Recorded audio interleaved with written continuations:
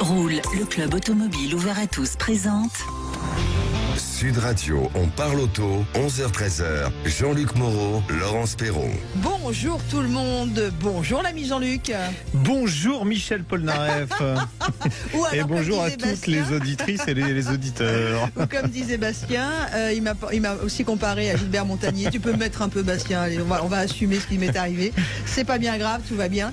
Ou alors sinon le Styx, un petit peu version Daft Punk. Ouais, voilà. Mais le Stig un peu plus mou, quoi, le moustig. Pardon, ça commence bien. Quelques explications, évidemment. Petite intervention sur les yeux. Alors, ce qui fait que j'ai les yeux avec plein de produits jaunes dedans, donc c'est pas très joli à regarder pour vous. Ça fait peur. Et voilà, je suis obligée d'avoir des lunettes dites ophtalmiques. C'est pour ça que j'ai ces espèces de grosses lunettes ophtalmiques de protection. Allez, on va parler auto, on va pas parler de mes yeux, même si, ma foi, ils sont jolis, normalement, quand ils sont pas jaunes. On va tout de suite débuter cette émission par quelque chose de très important avec un député qui aimerait que les GPS signalent le portage et le tonnage pour le pont. Le tonnage que peuvent supporter les ponts. On va rappeler cet accident dramatique qui avait causé la mort de 2 personnes, le chauffeur d'un camion et puis une jeune fille surtout, alors que le camion passait sur un pont limité aux 19 tonnes et qu'il en pesait plus de 50.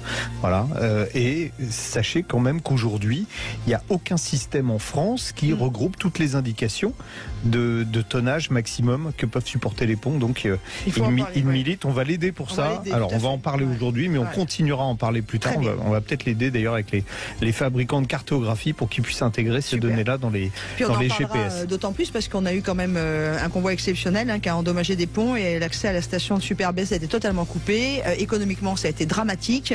Voilà, donc il y a pas mal de choses comme ça à dire sur ce sujet. Et si vous voulez nous rejoindre, vous aussi, 0826 300 300, vous avez le droit d'en parler. On parlera de l'essai de la semaine avec un Nissan. Exactement, avec une voiture électrique qu'on ne branche jamais. Je vous expliquerai tout à l'heure ce que c'est, voilà. Et puis après, on ira à Bruxelles. Enfin, on ira en Belgique. Oui, on ira en Belgique pour plusieurs choses. On ira en Belgique puisqu'il y a le salon de Bruxelles qui ouvre ses portes aujourd'hui. Et le salon de Bruxelles fait mieux que le salon de Paris. On vous expliquera pourquoi. Voilà. On parlera de la voiture de l'année qui a été dévoilée hier à Bruxelles, justement, en amont du salon. C'est la première fois que Jeep et voiture de l'année. On vous expliquera aussi pourquoi et comment. Et puis, on vous parlera d'une voiture qui a été conçue en partie par un Belge. Et pourtant, cette voiture, elle est américaine. Elle fête ses 70 ans la semaine prochaine. Vous allez me dire, une voiture qui fête ses 70 ans, ouais, sans doute. La voiture la plus célèbre d'Amérique, c'est la Corvette qui fête ses 70 ans. Vous l'avez compris, très très beau programme avec vous aussi, puisque l'émission c'est aussi vous. Vous nous rejoignez dès maintenant, toutes vos questions à poser à l'ami Jean-Luc, côté pratique, côté, je sais pas moi, conseil, vous n'hésitez pas, 0826 300 300. Vous nous retrouvez sur la page Facebook de Sud Radio, où vous êtes déjà nombreux à nous dire bonjour et on vous en remercie. Et puis évidemment, vous pouvez nous écrire, je participe, @sudradio.fr. Vous mettez bien on parle auto dans l'objet, toutes vos coordonnées. Mais appelez-nous ce matin car nous avons l'équipe de Choc. Aude est là à votre standard. Et puis on a Bastien qui réalise ce rendez-vous. C'est parti, on parle auto avec vous jusqu'à 13h. Sud Radio, on parle auto et de sécurité. Avec Autosécurité, prenez rendez-vous en ligne pour votre contrôle technique dans un de nos 900 centres sur autosécurité.com. Et tout de suite, on va effectivement parler de ce gros projet qui est mené par Jean-François Portarieux, député du Nord Toulousain, qui nous rejoint en direct sur Sud Radio. Bonjour monsieur le député. Bonjour monsieur Portarieux. Bonjour à vous. Quel joli combat, bravo, enfin. Alors, oui, on va fêter un très triste anniversaire pour commencer, c'est le 3e anniversaire de l'effondrement, vous vous souvenez peut-être, du pont de Mirepoix sur Tarn, ce gros camion qui était passé, qui transportait une foreuse, c'est ça, monsieur Portarieux, et qui dépassait les 50 tonnes sur un pont limité à 19, donc évidemment, il s'est produit ce qu'on peut imaginer, le pont s'est écroulé, jusque-là, ça aurait été pas trop dramatique, si malheureusement il n'y a pas eu de victimes, il y a eu le chauffeur du camion, et puis surtout il y a eu une jeune fille, et c'est ça qui vous a décidé de monter au créneau pour faire une proposition que moi je trouve pleine de bon sens, et on se demande d'ailleurs pourquoi on n'y a pas pensé plus tôt. Alors racontez-nous un petit peu l'histoire dès le départ. Vous avez vu la maman de cette jeune fille, c'est ça? Oui, j'ai eu de nombreux échanges avec la maman de Lisa, cette adolescente qui est cruellement décédée dans l'effondrement, vous venez de le rappeler, du pont de Mirepoix sur Tarn. C'était en novembre 2019. La maman elle-même est tombée dans le Tarn mais a pu se sauver. ce terrible accident est survenu parce que Lisa avait raté son bus. Donc vous voyez des conditions affreuses. J'ai eu de nombreux échanges avec sa maman par la suite et on a fini par se dire que pour essayer d'empêcher que ce type d'accident tragique se reproduise, il serait bon que le plus grand nombre de nos concitoyens, à commencer d'ailleurs par les transporteurs routiers, aient connaissance du tonnage légal des ponts, puisque c'était un des arguments mis en avant par l'entreprise propriétaire du camion. Ouais. Et pourtant, voilà. Le tonnage est marqué au début du pont. Normalement, on a un panneau qui limite le tonnage, même si, je sais pas, à partir du moment où on transporte une machine, c'était une foreuse, c'est ça qui pesait 50 tonnes, la foreuse. Oui, voilà. C'est ce que l'enquête de gendarmerie a établi, donc c'est pas un commentaire. On était au-delà de 50 tonnes. Par ailleurs, il y a effectivement un panneau, enfin un panonceau, mais avec la végétation, enfin comme sur de nombreuses routes de France, ce panneau finit par ne plus être distinguable, et ceci n'explique pas cela. Mais je pense que tout effort qui peut renforcer l'information des usagers de la route est souhaitable. Et là, en l'occurrence, ce que j'ai proposé me paraît, comme vous d'ailleurs, et je vous en remercie, tomber sous le sens. Évidemment. Et moi, je ne fais que m'inscrire dans le combat de la maman de Lisa pour essayer de faire avancer la sécurité pour tous les gens qui empruntent des ponts. Ça tombe sur le Alors, sens, cette proposition pour que les GPS indiquent sur les trajets les tonnages limites des ponts, vous l'avez faite, vous l'avez transmise au ministère. Ils ont dit quoi dans un premier temps ? Alors, dans un premier temps, on m'a expliqué que techniquement, c'était très difficile, ce que je conçois parfaitement. Mais comme je suis un ancien joueur de rugby, je ne m'arrête pas dès que ça commence à pousser. Hein, je pousse aussi. Et j'ai insisté. J'ai utilisé toutes les procédures que me permettent mon mandat parlementaire, et notamment la procédure des questions écrites qui oblige le ministre à me répondre sous 2 mois. Ce que le ministre a fait il y a quelques jours de ça. Par un courrier, et dans ce courrier, après donc plusieurs années de paperasse, il m'indique enfin que ces services vont étudier la collecte des données et leur mise en ligne en mode open data, c'est-à-dire rendre ces données disponibles pour que les opérateurs de GPS puissent les mettre sur leurs applications. Les implémenter. Oui, parce que, les implémenter. Parce qu'en fait, on voit bien, hein, monsieur Jean-François Portarieux, vous qui êtes député de Haute-Garonne du Nord toulousain, que sur les GPS aujourd'hui, on a de plus en plus d'informations. Par exemple, ces fameuses ZFE, ça y est, elles apparaissent. Là, on n'a pas eu de souci, on n'a pas demandé quoi que ce soit. Donc juste le tonnage ou les vitesses apparaissent aussi. Donc je vois pas en quoi c'est compliqué. On pourrait d'abord qualifier le véhicule lui-même, parce que le chauffeur est pas forcément au courant du poids qu'il transporte. Par contre, le transporteur, lui, il le sait. Il pourrait y avoir sur le GPS du camion, au moment où on démarre, de rentrer le tonnage, soit si le camion est à vide ou s'il est en charge, on rentre le tonnage effectif du camion, puisqu'il y a forcément un pesage à un moment ou à un autre, et le parcours est fait en fonction de la possibilité de passer ou pas. C'est ça qu'il faudrait avoir. Est-ce que vous avez contacté les gens qui font de la cartographie genre Coyote et compagnie? Oui, alors, Coyote fait pas de la cartographie, mais il y a des spécialistes de la cartographie qui fournissent justement aux gens qui font fonctionner les systèmes de navigation, qui fournissent la carto avec des indications de limitation de vitesse, et ça peut être de la même façon indiqué sur la cartographie. Tout à fait. Je compte le faire parce que je vais pas lâcher. Bon, on va vous aider pour ça, parce que nous on a des contacts. C'est des gens qu'on reçoit assez régulièrement, donc on va vous aider.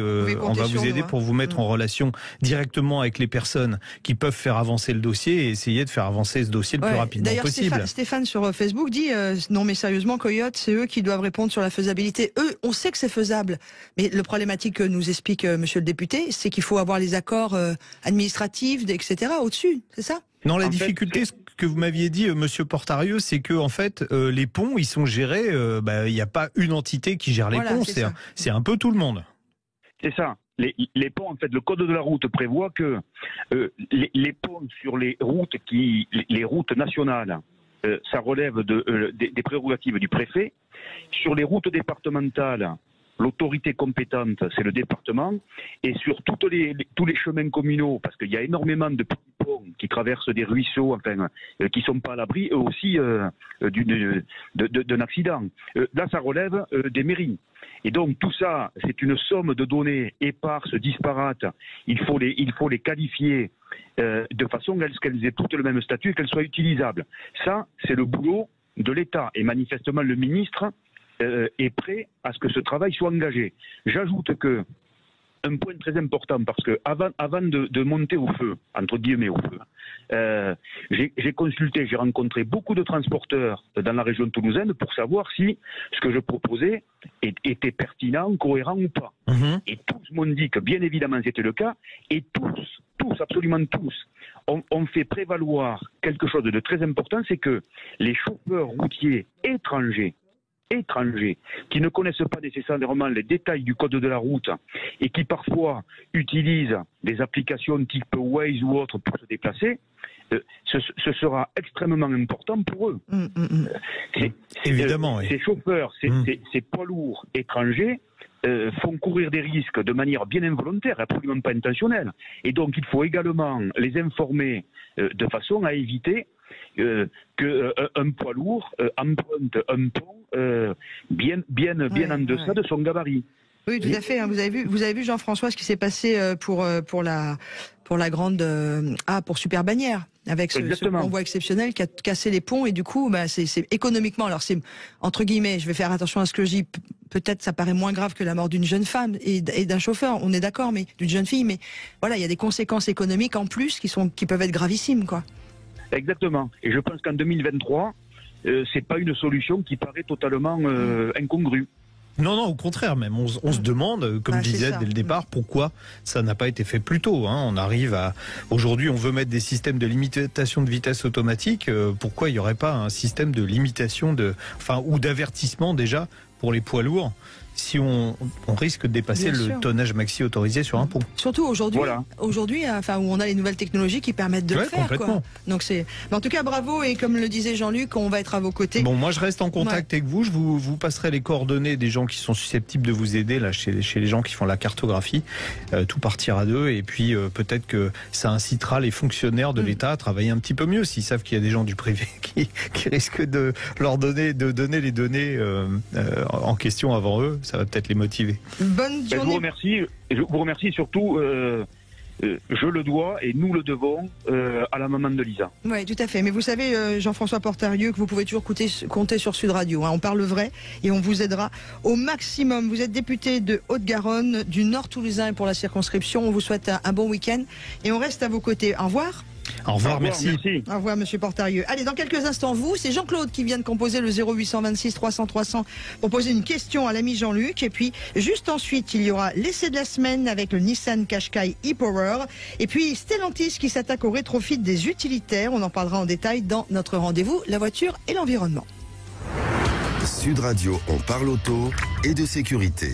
Avec Autosécurité, prenez rendez-vous en ligne pour votre contrôle technique dans un de nos 900 centres sur autosécurité.com.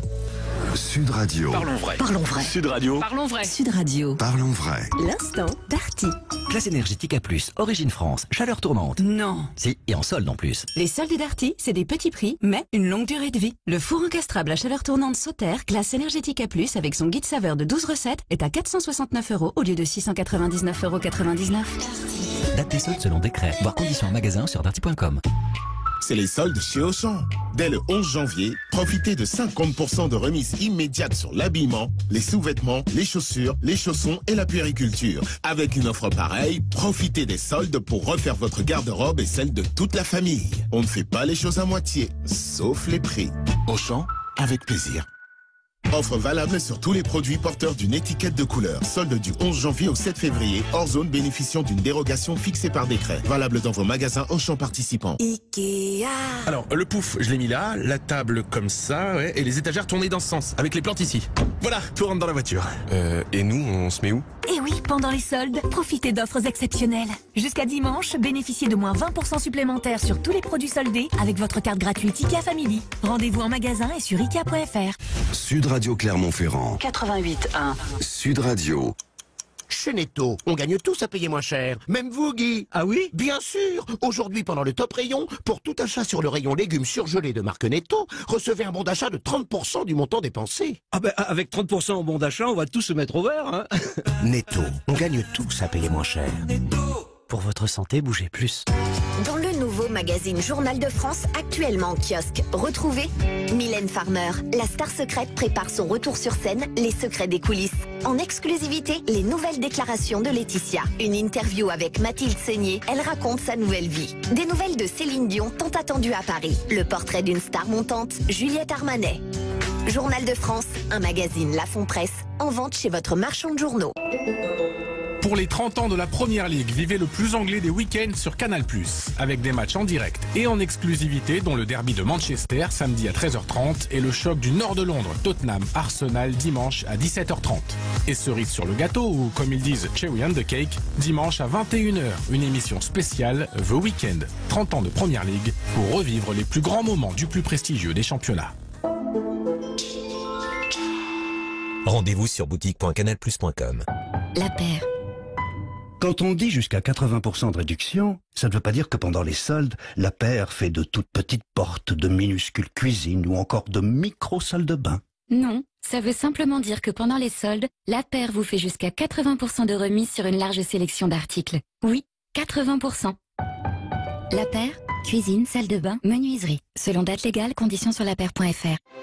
Roule, le club automobile ouvert à tous, présente Sud Radio, on parle auto, 11h-13h, Jean-Luc Moreau, Laurence Perron. Et n'oubliez pas que d'ici 13h, nous allons fêter l'anniversaire de la fameuse Corvette qui fête ses 70 ans. Alors si vous aussi, vous avez envie de laisser un petit message... Vous avez 70 ans. Sur la page Facebook de Sud Radio, vous nous retrouvez en direct ou même nous appeler au 0800 26 300 300 pour nous raconter un joli souvenir, par exemple avec une Corvette. Vous êtes les bienvenus. Tiens, en parlant de nous appeler, nous accueillons tout de suite Jean-Claude. Salut Jean-Claude. Bonjour Jean-Claude. Bonjour. Bonjour Laurence, bonjour Jean-Luc, bonne année à vous. Ouais, tous nos vœux également pour 2023. Merci, vous êtes merci. Où vous êtes où Jean-Claude? Je suis toujours à Lège-Cap-Ferré. Ah oui, on aime bien. Je vous parle plus. Je suis allée à Lenton le 1er janvier. Je vous parle plus. C'est pas très loin, Il faisait tellement beau qu'on a fait un pique-nique dehors avec les amis le 1er janvier, tellement il faisait beau et doux. Ah oui, ça m'étonne pas. On vous écoute. Alors moi, ma question concerne le Duster et notamment le Duster full hybride. Oula. Alors, ce que je voudrais savoir, c'est est-ce que ce modèle d'abord va exister et quand est-ce qu'il va sortir? Alors, je vous dis tout de suite, il va exister. Même, souvenez-vous, vous remontez un petit peu en arrière. Au tout début de Dacia, ils avaient dit, ouais, vous savez, on fait des voitures minimalistes, il n'y aura jamais de GPS de navigation avec Dacia. Bon, c'est arrivé. Ils nous ont dit, vous savez, les Dacia, il n'y aura pas de boîte automatique parce que on fait minimaliste. C'est arrivé. Et il y a un moment où ils nous ont dit, oui, non, on fera pas d'hybridation parce que on offre déjà du GPL. Ça arrive, c'est pas arrivé encore, mais vous avez le Dacia Jogger qu'on essaye d'ailleurs dans un mois, qui va être la première Dacia, alors je dis full hybride, hein, donc avec un système qui est repris en fait de la Clio E-Tech, donc un système qui marche très bien, moteur 140 chevaux, et qui arrivera donc sur la prochaine génération du Duster. Pourquoi sur la prochaine et pas sur l'actuelle? Parce que la plateforme ne permet pas pour le moment d'adopter cette technologie hybride. Mais la nouvelle plateforme qui s'appelle CMF-B, voilà, et donc qui apparaîtra pour le Duster, pour la prochaine génération de Duster qui est prévue en 2024, permettra l'adoption de cette motorisation hybride. Alors, Dacia n'a pas annoncé ni tarif ni quoi que ce soit. Ils ont juste, comme ils font d'habitude, ils font très bien la carte japonaise, les Roumains, enfin bon, même si c'est Renault, ils n'ont pas validé le Duster hybride, mais on sait qu'il y aura un Duster hybride. Il y aura également les 4 roues motrices sur la prochaine génération de Duster, et il y aura sans doute également les motorisations GPL qui se vendent extrêmement bien d'ailleurs aujourd'hui sur le Duster. Bon. D'accord. Et alors, c'est la boîte à crapauds sur ce modèle. Exactement, exactement. Ne pas confondre avec la boîte à crapauds. Non, c'est la boîte à crapauds. Alors, est-ce qu'on a des retours sur la fiabilité? Pour l'instant, ça. Explication pour ceux qui connaissent pas. C'est un peu comme nouveau. Ah oui, non. Alors, si je vous explique la boîte à crapauds, on y est jusqu'à la fin de voilà. Jusqu'à la fin de l'émission. C'est extrêmement compliqué. On va dire qu'ils ont une solution technologique originale, extrêmement sophistiquée, mais qui dans la pratique marche très bien, et c'est ça qu'on demande, puisqu'on ne se rend pas compte que les vitesses passent. Ah, okay. Voilà. D'accord. Le système, c'était quoi la question au départ? Oui, vous me demandiez s'il y avait une fiabilité. J'allais vous dire, c'est un peu comme le gars qui tombe c'est un peu comme le gars qui tombe du 50e étage, qui a tous les étages, dit jusque-là ça va. Jusque-là ça va. On n'a pas suffisamment de recul. A priori, ça semble fiable. A priori. Maintenant, vous savez, quand le PureTech PSA, qui est malheureusement aujourd'hui frappé de pas mal de problèmes, quand il est sorti au départ, je disais jusque-là, il semble fiable. Bon, il a commencé à montrer des signes de faiblesse un peu plus tard, en particulier avec la courroie de distribution qui baignait dans l'huile, et ça, c'était pas bon. Mais il a fallu attendre que les voitures aient un certain nombre de kilomètres. Là, c'est pareil. On n'a pas assez de recul pour juger la fiabilité. Elle semble bonne pour le moment. Parce que souvent, ce qui se passe, alors il y a beaucoup de tests, beaucoup plus qu'autrefois. Les premiers clients aujourd'hui, en général, n'essuient pas les plâtres comme c'était le cas il y a 30 ans. Les nouvelles voitures qui sortaient, fallait pas les acheter parce que la mise au point n'était pas parfaite. Aujourd'hui, la mise au point, normalement, elle est bonne. Les premiers clients n'ont pas beaucoup plus de problèmes que ceux après. Et les premiers clients de cette technologie-là, qui commencent déjà à avoir 3 ans, me semble-t-il, ça passe tellement vite. C'est clair. J'ai pas de remontée de soucis particuliers avec ce système hybride. D'accord. Et ce sera compatible à l'éthanol, la version hybride? Alors, je vais vous dire ce que je dis à chaque fois qu'on parle de ces motorisations. Que dès le départ, moi, l'ingénieur qui les a conçus m'a dit c'est des moteurs qui prennent l'éthanol, mais qui ne sont pas homologués pour l'éthanol. Ça veut dire qu'ils ne sont pas faits pour rouler avec, mais que si vous mettez de l'éthanol dedans, ça marchera. Mais vous vous exposez à des pannes de périphériques. Je vous cite à chaque fois la pompe à essence. Il n'y a encore pas eu de panne. Mais le fabricant de la pompe à essence dit, moi, la mienne n'est pas faite pour tourner dans l'alcool. Dans l'éthanol. Voilà. Ça ne veut pas dire qu'elle va tomber en panne. Ça veut dire qu'il n'a pas été... Une dernière. Dernière question, mais rapide. Rapide. Alors, est-ce qu'il y aura une version 4 roues motrices en hybride? Oui, il y aura une version. Alors, une version 4 roues motrices en hybride, sans doute. On reparle de quelle voiture là, pour ceux qui On parle toujours du Duster de nouvelle génération qui arrivera normalement, c'est en avril 2024. Donc, il va falloir être encore un peu patient. Il va falloir être encore un peu patient. Et la fameuse boîte à crabot, c'était Renault qui l'avait mis au point, non? C'est ça? Oui, c'est Renault. Moi, j'avais essayé le prototype il y a déjà. Il y a 2003 à peu près, 2003. Non, bien après. J'ai dû essayer le prototype de cette boîte, peut-être en 2014-2015. Oui, en effet. Ouais, vous étiez pas né, Laurence. À la radio. Et à l'époque, mais à l'époque, il y avait encore pas mal de mises au point à faire. Ça veut dire qu'ils ont beaucoup travaillé, parce qu'aujourd'hui, ça marche vraiment très bien. Faut reconnaître ça. Et ben voilà. Bon, mais super, Jean-Claude. Et d'ailleurs, pour faire une transition avec l'essai de la semaine, c'est un système qui est en concurrence avec le système Nissan dont on va parler. Et ben voilà. Et il faudra attendre la fin de l'essai pour savoir si c'est mieux ou moins bien que le système Nissan. Et ben restez avec nous. Jusqu'au bout. Vous pouvez écouter, mais vous pouvez aussi regarder, car il y a des extraits de la vidéo de l'essai de la semaine qui vont être diffusés par notre ami Bastien sur la page Facebook de Sud Radio dans quelques instants. Et vous retrouverez bien sûr l'essai complet sur la chaîne YouTube de Sud Radio. Allez, à tout de suite. Dion Motors, agissez pour la planète en roulant au super-éthanol et économisez jusqu'à 50% sur votre carburant. Présente Sud Radio, on parle auto et on prend le volant. Et on prendra le volant aussi avec nos pneus dans quelques instants. Ce sera juste après midi, puisqu'on va parler entre autres des pneus de concept car ou des pneus lunaires. Mais tout de suite, l'essai de la semaine, vous prenez le volant de la Qashqai. Le Qashqai e-Power, c'est important e-Power, parce que vous avez peut-être vu la pub qui passe en ce moment. Nissan nous dit, voilà, c'est une voiture électrique qu'on n'a jamais besoin de recharger. Bon, c'est pas tout à fait vrai. En fait, c'est une voiture électrique qui fabrique son électricité à bord avec, je vous le fais simple, avec un groupe électrogène. D'accord. Je vous explique plus loin.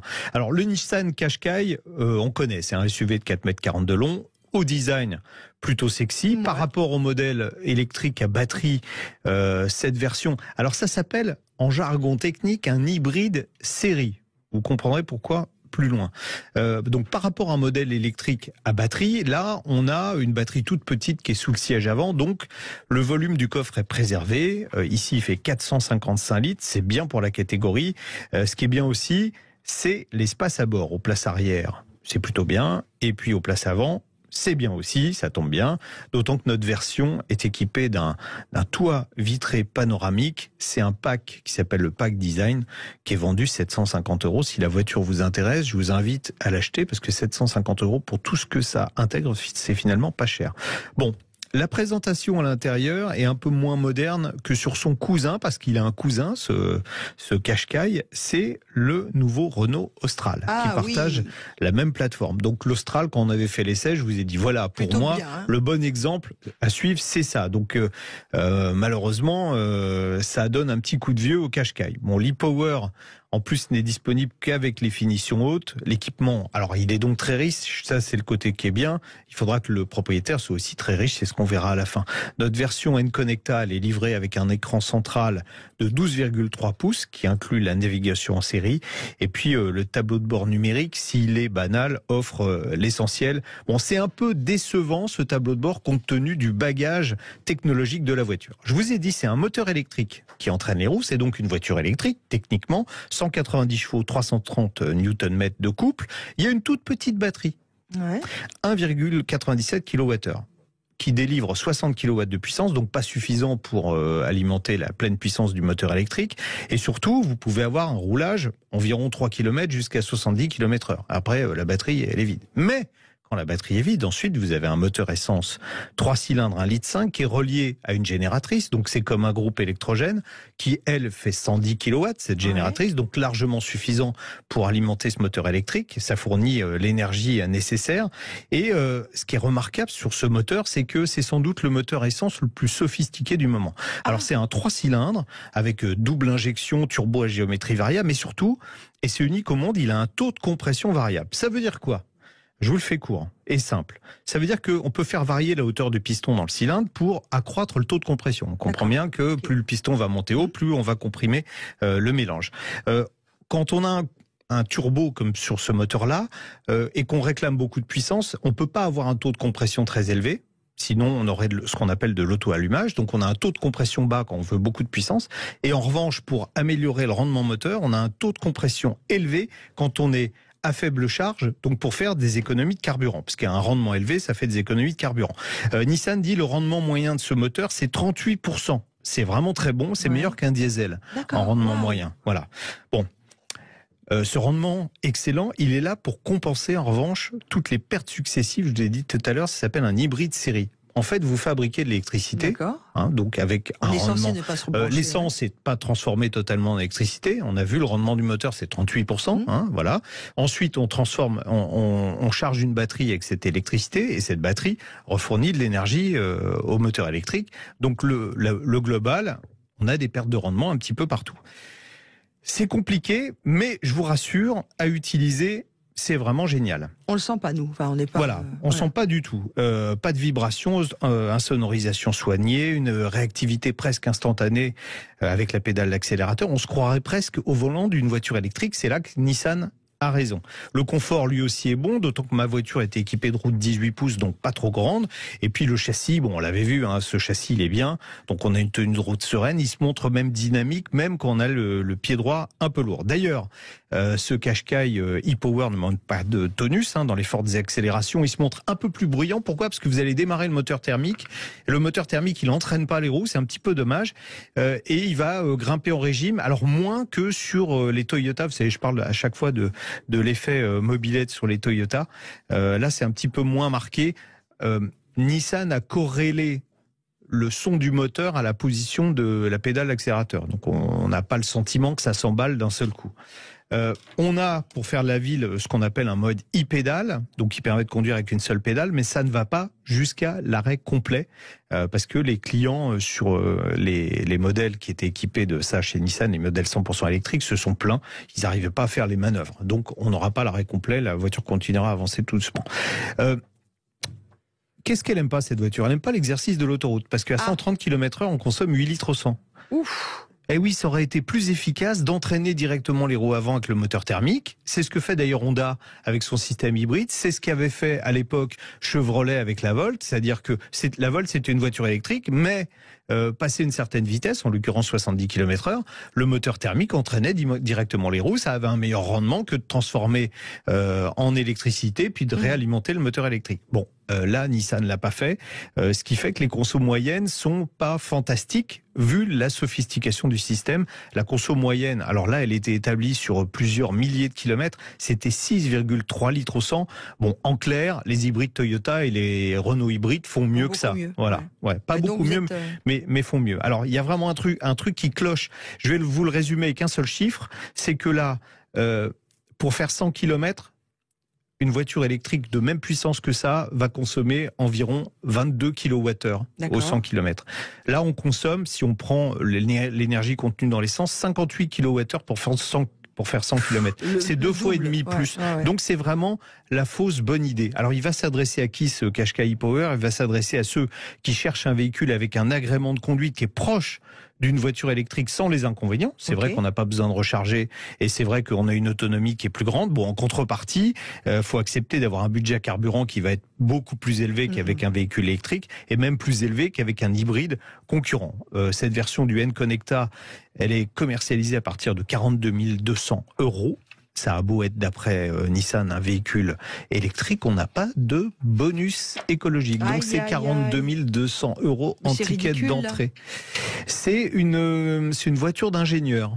D'accord. Alors, en agrément, c'est vraiment très bien. Mais par contre, c'est vrai que je m'attendais à avoir des consommations beaucoup plus basses que ça. Pour une famille, on va dire, classique, comme vous et moi, avec 2 enfants, etc. Si vous ne faites pas d'autoroute, ça peut avoir du sens. Voilà. Si vous ne faites pas, ça peut avoir du sens. Voilà. Si vous ne faites pas d'autoroute... Donc vous n'êtes pas fan, quoi. Si, parce que conduire, c'est vraiment plaisant. Non, c'est plaisant, mais ils sont pas allés au bout du concept. Bon, en tout cas, merci beaucoup. Et je rappelle à tout le monde que vous pouvez suivre la vidéo complète de l'essai de Jean-Luc sur ce fameux Nissan Qashqai, le e-Power, sur la page YouTube de Sud Radio. Et quant à nous, tout de suite, après vous avoir salué, car vous êtes très nombreux à nous écrire sur la page Facebook de Sud Radio, on a Christophe Mac qui a un petit message pour vous, Jean-Luc. Christophe qui dit: bonjour à tous, je vois que Laurence porte des lunettes de soleil, je ne pense pas qu'elle soit éblouie par Jean-Luc. Eh bien si, Christophe. Non, pour ceux qui arrivent, c'est juste une petite intervention ophtalmique, donc je suis obligé d'avoir ce qu'on appelle des lunettes ophtalmiques, mais tout va bien, ne vous inquiétez pas. Et moi, je suis toujours ébloui par l'ami Jean-Luc et les compétences et l'expert que j'ai à mes côtés. J'en apprends tous les jours avec lui. Vous faites rougir.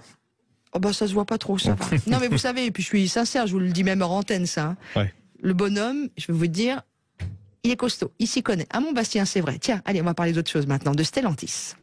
Sud Radio, on parle auto et on prend le volant. Avec Biomotors, agissez pour la planète en roulant au super-éthanol et économisez jusqu'à 50% sur votre carburant. Rendez-vous sur biomotors.fr. Back to Car, première marque de pièces issues de l'économie circulaire, présente Sud Radio, on parle auto et d'environnement. Et on accueille tout de suite Frédéric Stradi, qui est cofondateur et directeur général de Kinomic. Bonjour Monsieur Stradi. Bonjour Frédéric. Bonjour Laurent, bonjour Jean-Luc. Et tous nos vœux. Merci. Tous nos vœux. Alors expliquez-nous déjà Kinomic, parce que Stellantis, juste avant, les gens commencent à comprendre de quoi on parle. Mais Kinomic, par contre, à moins d'être un vraiment grand spécialiste, vous faites quoi? Alors ça s'écrit, juste une précision pour ceux qui nous écoutent, K-I-N-O... Non, QI, c'est un Q. Pardon, Q, pardon. Oui. Je sais que vous ne voulez pas parler de Q à l'antenne, mais que c'est un Q. En plus, c'est bien un Q qui est marqué, non pas un K, excusez-moi. Q-I-N-O-M-I-C. J'ai voulu faire un effet, je me suis planté. Et zou. Bien, ce sera un gage. Donc Kinomic, c'est à la fois un ingénieuriste de la mobilité durable zéro émission, c'est également un équipementier qui conçoit des chaînes de traction décarbonées, qu'elles soient électriques ou hydrogène, ainsi que des composants de substitution pour le rétrofit. Et Kinomic est porteur de la marque Kinomic Insight. D'accord. Donc là, vous avez signé, alors c'est quoi, un accord de partenariat, c'est quoi, avec Stellantis, pour le rétrofit des utilitaires? Alors, c'est une association effectivement pour le rétrofit d'utilitaires et nous co-développons avec Stellantis une chaîne de traction pour le rétrofit en apportant notre savoir-faire dans les technologies intersystèmes, parce que c'est une des grandes difficultés du rétrofit quand on crée une chaîne de traction qui n'est pas du tout adaptée au véhicule qui est sur lequel on va l'intégrer. Oui, parce qu'il y a une homologation derrière, donc il faut respecter quand même un certain cahier des charges. On ne peut pas faire n'importe quoi. On ne peut pas juste électrifier un fourgon, on est d'accord? Bien sûr. Alors oui, effectivement, le rétrofit est une action technique qui a pour but de changer une chaîne de traction thermique de votre véhicule en chaîne de traction électrique ou hydrogène suivant l'arrêté du rétrofit de 2020. C'est une conversion et c'est bien sûr encadré par la nécessité d'une homologation en France par type. D'accord. Est-ce qu'on peut prendre un exemple très concret pour que les gens comprennent bien? Je suis artisan, j'ai un utilitaire diesel. Bientôt, je vais plus pouvoir rentrer dans la ZFE de Toulouse, par exemple. Oui, ou de Grenoble, ou de Paris. Voilà. Mon fourgon, je l'ai aménagé pour le travail que je fais. Ça m'a coûté très cher. Je veux pas m'en séparer. Qu'est-ce que vous pouvez me proposer comme solution alternative de conversion? Alors aujourd'hui, pour ce cas de figure, vous pouvez donc convertir votre véhicule depuis 2020 donc en chaîne de traction électrique en vous adressant donc à des rétrofiteurs aujourd'hui et demain en vous adressant à des constructeurs comme Stellantis. D'accord. Non, mais donc vous, qu'est-ce que je fais? Je sais pas, on pourrait prendre quoi? Alors peut-être plus gros qu'un berlingot. Qu'est-ce qu'il y a? Un boxer? Un Trafic? On va prendre chez Citroën ou chez Peugeot. Ça vous dérange pas? Pour Stellantis, parce que le Trafic, je pense qu'ils vont. Oui, ils vont pas aimer. Non, ils vont pas aimer. Donc on va prendre. J'arrive avec mon boxer chez un concessionnaire. Il y a eu des trafics badgés Stellantis. C'est vrai. C'est vrai. Ouais, mais ça, je bon, savais pas. Je dois être honnête. Voilà, mais c'est un Trafic, ça sera un Renault. Donc j'arrive chez mon concessionnaire et lui peut se charger derrière de faire suivre mon véhicule pour la transformation. Alors effectivement, vous avez cette possibilité donc de vous adresser à un concessionnaire qui peut donc en centre agréé transformer votre véhicule. Donc c'est une opération qui peut durer quelques jours. Ou dans un centre de rénovation, de traitement de véhicules d'occasion, où il sera donc converti de manière industrielle. D'accord. Quel intérêt de convertir les utilitaires? Bon, outre le fait, là, j'ai parlé de mon utilitaire qui était déjà équipé et dont j'avais pas trop envie de me séparer, mais c'est quoi l'intérêt principal? Alors je précise que pour les utilitaires, déjà il y a un taux de dieselisation qui est très fort, il est de l'ordre de 98%. Donc ça c'est déjà important. Et ensuite pour les utilitaires, donc on prend le cas d'un utilitaire qui fait sa tournée, qui moteur tournant. Va s'arrêter à chaque fois qu'il a une livraison et laisser tourner le moteur. Ouais. Exactement. Donc on l'a tous vécu. On a un intérêt donc de diminution de la pollution sonore. Il y a un intérêt effectivement économique pour la conversion d'un véhicule utilitaire. Vous citiez le cas de l'artisan qui a investi en équipement, et je précise que dans le cas d'une ambulance, par exemple, ça peut aller jusqu'à 80 000 € au-delà du prix du véhicule lui-même.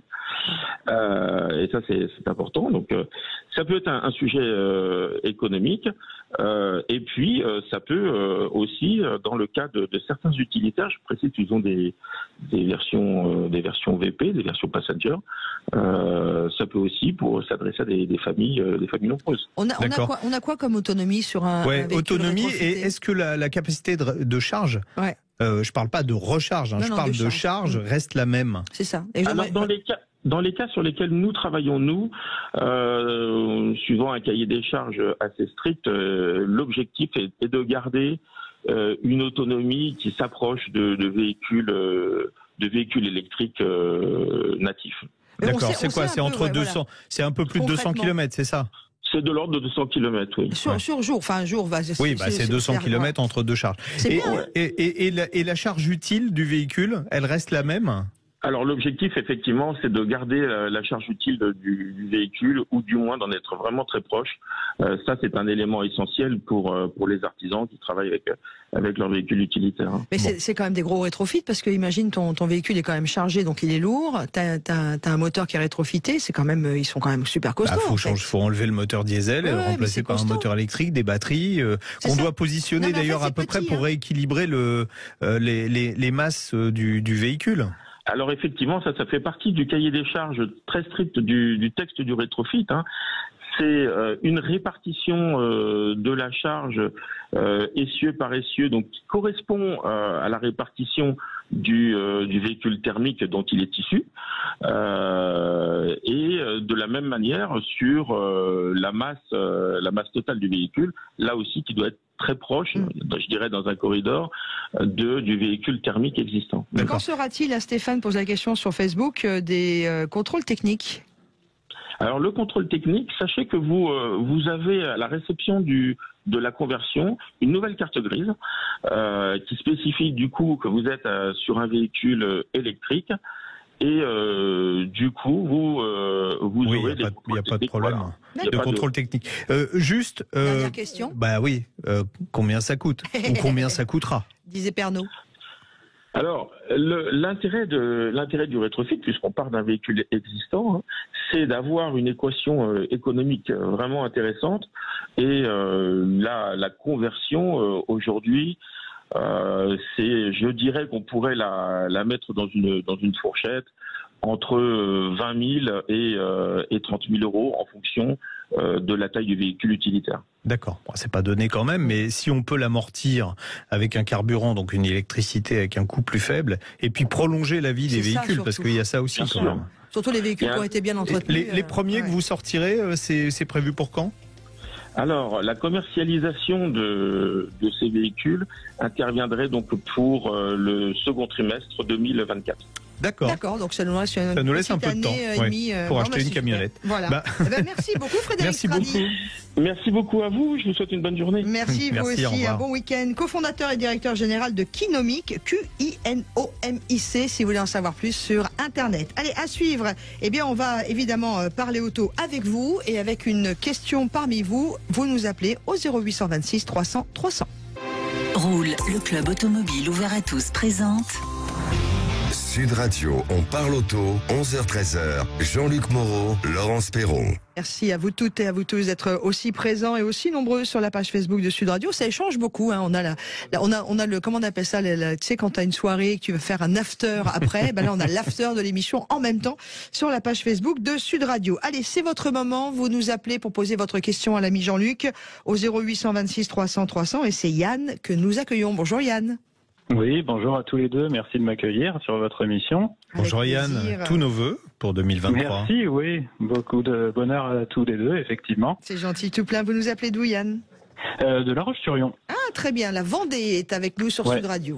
Oui, dommage.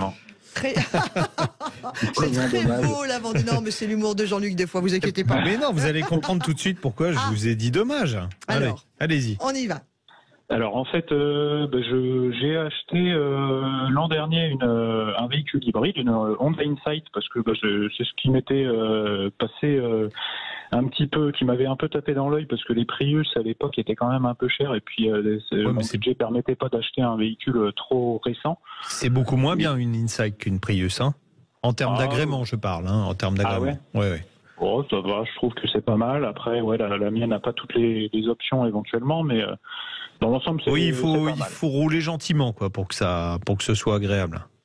Ouais, c'est ça. Ouais, effectivement, on a le syndrome de la mobilette, effectivement, comme vous avez expliqué à plusieurs reprises. Quand on a besoin de s'insérer un peu fort, effectivement, c'est pas le plus agréable. Mais bon, dans l'ensemble, sinon la voiture est agréable. Et puis du coup, pour compléter un peu, améliorer les économies, je me suis dit de monter un boîtier Biomotors, puisque le garage à côté de chez moi, c'est un garage Ford qui propose en plus de la conversion sur des boîtiers Biomotors.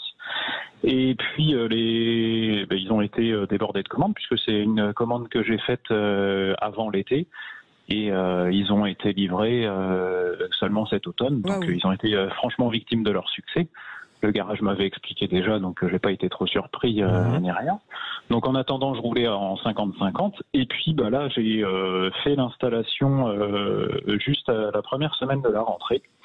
Et le garagiste m'a annoncé la mauvaise surprise que, en plus des petits frais supplémentaires, le changement de filtreur et puis des bougies comme c'était préconisé, il y a une carte grise payante.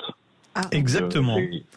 Il y a une carte grise payante, c'est sorti, vous savez, en fait, c'est chaque région qui décide pour le prix des cartes grises et qui décide d'exonérer les voitures propres, avec des guillemets, de la taxe sur les cartes grises. Il y a des régions qui ont laissé 100%, c'est-à-dire vous ne payez pas la carte grise. Alors ça comprend les voitures électriques, les voitures hybrides, et c'est ça qui coince, parce qu'aujourd'hui le marché des voitures hybrides, il a dépassé le marché des diesels. Donc il y a beaucoup de voitures hybrides neuves qui se vendent, et ça commençait à coûter cher aux régions, le fait d'exonérer ces véhicules-là de carte grise. Donc il y a des régions, et c'est là que tout à l'heure je vous disais, zut, parce que Pays de Loire, Nouvelle-Aquitaine, Grand Est, hop, payant. Ça passe à 0%, c'est payant maintenant. Donc si vous voulez continuer à bénéficier de 100%, il faudra aller soit Auvergne-Rhône-Alpes, Bourgogne-Franche-Comté, ensuite vous avez la Corse, vous avez la Normandie, Provence-Alpes-Côte d'Azur et Occitanie. Sinon, après c'est 50%, donc vous payez moitié prix dans les Hauts-de-France, vous payez moitié prix en Bretagne dans le centre Val-de-Loire, et pour les autres régions que j'ai citées tout à l'heure, vous payez plein pot. Ça veut dire, l'ami Jean-Luc, et vous qui êtes avec nous, Yann, que tout ce qu'on nous avait dit au début, quand on pouvait faire changer qu'on mettait ce petit boîtier avec carte grise gratuite, c'est fini. Mais c'est pas fini si vous habitez. Avant c'était partout. Si vous habitez en Bourgogne-Franche-Comté, vous continuez à ne pas payer. Oui, mais là, ça ne concerne pas que les voitures à l'éthanol. Ça concerne les voitures. C'est parce que les hybrides sont trop nombreux, justement, que les régions ont décidé. Vous savez, aujourd'hui, on leur a coupé les crédits aux régions. Il faut qu'ils fassent rentrer de l'argent. Donc ils ont regardé, ils ont dit ça, voilà. On arrête. Dommage, et il y a un autre problème, c'est que vous l'avez sans doute vu à la pompe, c'est que l'éthanol, là, il est passé à... Alors, je vous explique pourquoi, parce que je me suis renseigné, puisque moi aussi, je mets de l'éthanol. Je suis allé à la source pour trouver l'information. Les prix, en gros, ils se négocient au mois de septembre. Les volumes et les prix se négocient au mois de septembre. L'éthanol, au mois de septembre, il était très cher. Pourquoi ? Parce qu'on a besoin de beaucoup de gaz pour produire l'alcool, pour la distillation. Donc le prix du gaz était très élevé en septembre, donc les tarifs de négociation de l'éthanol, en plus la production a été un petit peu moins bonne que les autres années à cause de la sécheresse, donc les tarifs étaient très élevés au moment des négociations en septembre, donc on se retrouve aujourd'hui, puisque les tarifs commençaient au 1er janvier, depuis janvier, alors on n'a plus l'aide de l'État déjà, premièrement, et deuxièmement, ça a été négocié sur des prix extrêmement élevés, et donc on se retrouve avec un éthanol qui est 2 fois plus cher qu'il y a un an. Alors est-ce que ça va perdurer dans l'année ? La question c'est peut-être pas. Maintenant, jusqu'à au moins à l'été, ça va continuer à être cher. Bon, peut-être qu'après ça va baisser. Et voilà, merci en tout cas Yann, merci d'avoir ouvert le sujet. Merci à vous de votre accueil. Effectivement, c'est vrai que c'est un investissement. Non, mais ça reste rentable.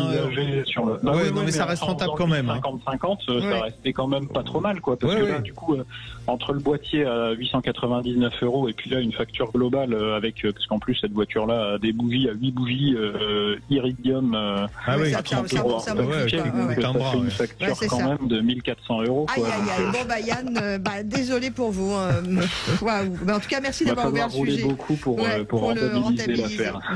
Moi, je vais garder ma thermique avec tout ce qui se passe. Là, pour le coup, je ne bouge pas trop en ce moment. Merci Yann pour votre question. Dans quelques instants, le retour de l'info, il sera midi. Et puis juste après, on va parler de pneus avec tous ceux qui servent à construire les pneus de Monsieur Tout-le-Monde. Merci beaucoup. Et quant à nous, on parle auto avec vous.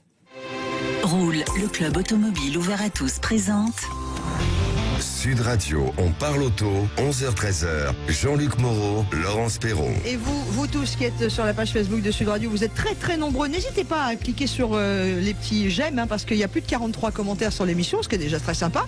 Mais s'il y avait 43 j'aime, on aimerait bien aussi. Enfin, je vous dis ça, je vous taquine. En tout cas, merci à tous ceux qui partagent cette communauté. Vous discutez entre vous, c'est très sympa. Et vous pouvez nous rejoindre dès maintenant, évidemment aussi, pour poser vos questions à Jean-Luc Moreau, notre expert auto sur Sud Radio, au 0826 300 300. Il y a plein de rendez-vous avant 13h, mais pour pas perdre de temps, Jean-Luc, je te propose tout de suite d'accueillir Marie-Josée. Bonjour Marie-Josée. Hello Marie-Jo. Bonjour à tous, merci de me prendre par téléphone. Plaisir. Vous habitez à Clamart. Voilà, c'est ça, oui. On écoute Sud Radio sur le 99.9. D'accord. Donc, j'ai malheureusement perdu un frère qui me laisse une R8 Gordini. D'accord. Jean-Luc doit connaître. Oui. Je vais évidemment la prendre, éventuellement la vendre. On était fils de casseurs, donc nous on a la passion des voitures. D'accord. Voilà, et je voulais avoir au moins votre avis Elle est de quelle année? Elle est de 69. Pour avoir un club sérieux. C'est une 1300, c'est ça? C'est une 1135, je crois. Oui, puisqu'il y avait 2 motorisations qui étaient disponibles, 1100 et 1300. C'est un véhicule qui a été produit. Alors, la R8 Gordini, tout le monde se souvient de cette voiture, en général peinte en bleu, avec les 2 bandes. C'est grâce à la coupe R8 Gordini que tous les grands pilotes français de renom ont réussi à faire leurs armes. Et c'était très spectaculaire. Les voitures étaient... On conduisait, d'ailleurs, moi j'ai conduit une R8 Gordini comment... Alors moi c'était une du parc Renault Collection. Et quand on taquine un peu la voiture, en fait, on regarde jamais la route par le pare-brise, on la regarde par les vitres latérales, quoi. C'est toujours en glissade sur le côté, c'est vraiment très sympa.